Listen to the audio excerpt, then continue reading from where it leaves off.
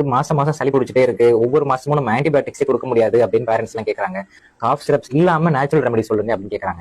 கற்பூரவள்ளி இலையோட சாறு எக்ஸ்பெக்டரண்டா ஆக்ட் பண்ணும். நம்ம ஒரு வெசல்ல போட்டு ஹீட் பண்ணோம்னா நல்லா ஸ்வெல்லிங் ஆயிடும், நல்லா உப்பிரும். ஸ்வெல்லிங் ஆனதுக்கு அப்புறம் அதை நம்ம புளிஞ்சோம்னா அதுல இருந்து ஜூஸ் எக்ஸ்ட்ராக்ட் ஆகி வந்துடும். அது ஒரு ஸ்பூன் கொடுக்கலாம். 3 years அண்ட் above உள்ள குழந்தைங்களுக்கு காலையில ஒரு ஸ்பூன், நைட் ஒரு ஸ்பூன் ஃபார் 5 days கொடுத்தோம்னா இங்க தொண்டையில இருந்து இந்த இடத்துக்குள்ளதான் சளி இருக்கும். பெரும்பாலும் குழந்தைங்களால வெளியில எக்ஸ்பெல் பண்ண முடியாது. இப்ப வரக்கூடிய இருமல் குழந்தைங்களுக்கு எல்லாமே போஸ்ட் வைரல் பிராங்கைட்டிஸ் தான். அந்த பிராங்கைட்டிஸ் காஃப்க்கு இந்த கற்பூரவள்ளி இலை எக்ஸலண்டான ரெமடியா இருக்கும்.